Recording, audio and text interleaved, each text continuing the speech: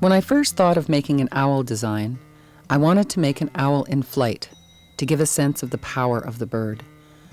I started with a photograph and then spent some time abstracting it until I had a workable design that could be executed with my chosen technique of Champleve.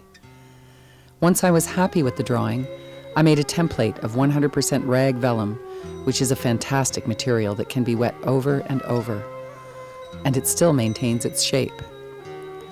I used this template to scribe the design into the copper using a sharp implement, and then I outlined the scribe line with a black marker.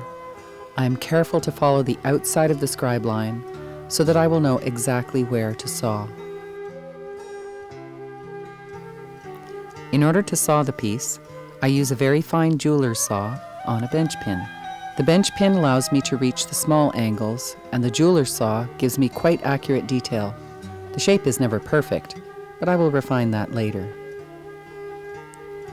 Once the shape is cut out, I start applying the etch resist.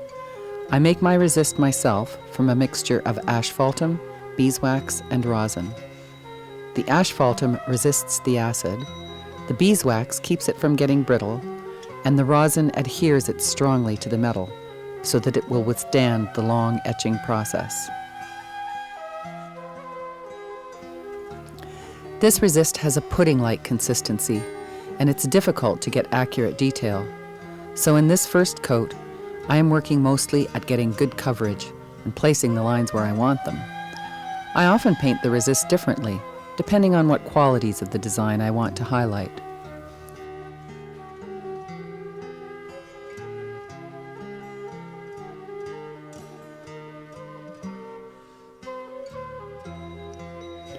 Once I have finished the first coat, it looks a little rough, but I have the basic shape. I will now heat the metal so that the resist melts and really grips the copper. I will then leave the piece overnight to harden before starting the next step.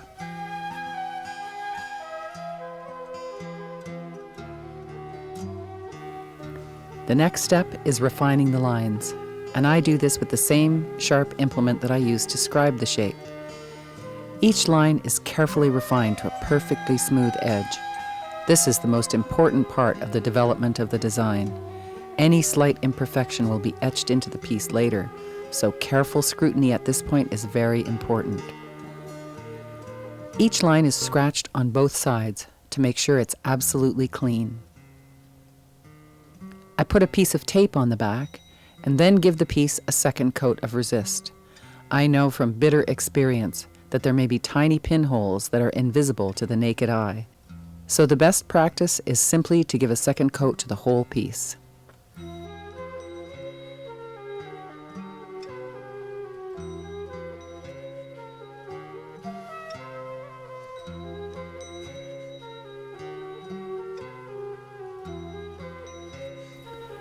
The piece is then immersed in a bath of ferric chloride, which will eat away at the metal that is exposed, creating depressions.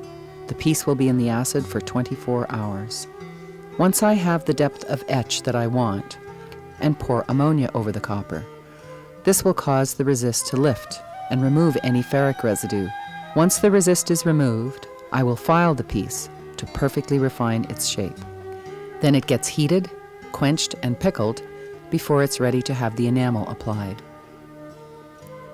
My enamel is applied wet with a very small spoon. My first layer will reduce considerably when fired, so I have to think carefully through how to layer my colors. I have chosen warm browns and ambers for this owl. As I apply the enamel, it's important to have a particular consistency. If it is too wet, it will spill. If too dry, it won't come off the spoon. This, like most Champleve steps, is quite exacting.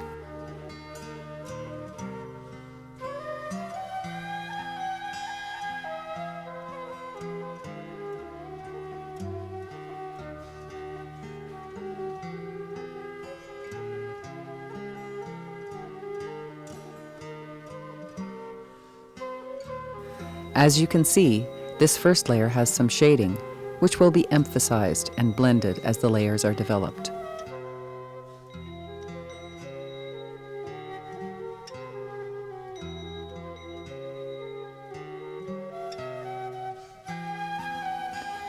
This is what it looks like once all the enamel has been applied and completely dried. It goes into a 1500-degree kiln and stays there for about a minute. Since I am applying transparent color directly to the copper, I need a fairly high temperature in order to achieve clarity. Now the exposed copper has acquired a fair amount of fire scale, so I will need to put it in the pickle. This is a mild jeweler's acid called ferric. At this point, I will be concentrating on the back, as my next step is counter enamel. The counter enamel is applied differently. Since I will only put one color on the whole surface, I use a sifter, which allows for more speed and a really even coat. Again, I have to let the piece dry completely before firing. Moisture is anathema in the kiln. I often draw a simple design on the back, underneath the counter enamel, and I always sign it.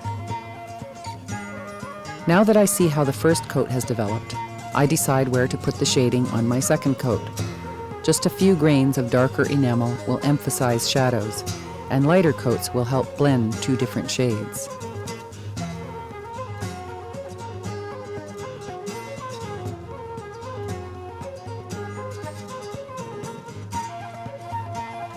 Each subsequent coat will have a little less enamel than the previous one as the nuances are developed. After firing, the difference is quite subtle. The third coat will carry along my themes, deepening the shadows and brightening the highlights.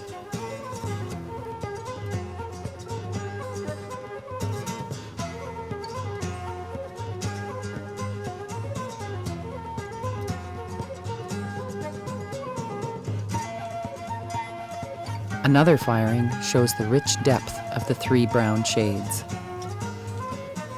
A fourth coat adds detail, the characteristic bars on the owl's wings and tail feathers.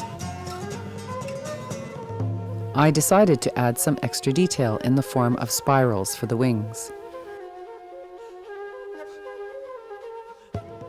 These are bent from thin copper cloisonné wire and must lie perfectly flat.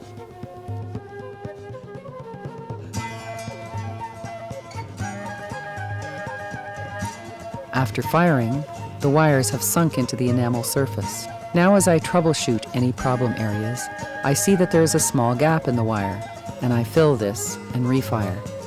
Now I'm ready for finishing. There are almost always a few stray grains that make their way onto the surface copper, so I address this by sanding. I use a sanding drum with 360 or 400 grit wet-dry sandpaper sleeves that I make myself. I work slowly until I get a nice, smooth surface. The piece is fired one more time to bring the enamel back to gloss, and then the polishing begins. I do 4 polishing stages, beginning with a 400 grit 3M bristle wheel. This is an important step for Champleve, as the final firing leaves imperfections in the metal surface. The bristle wheel lightly sands the metal without abrading the enamel. Finding this tool really improved my polishing. The next step is Tripoli, which is an even milder abrasive, suspended in a waxy bar that can be applied directly to the muslin wheel. The third stage is another smaller grit of bristle wheel. And the final step is Jeweler's Rouge, which brings the copper to a mirror finish. I use a chamois wheel.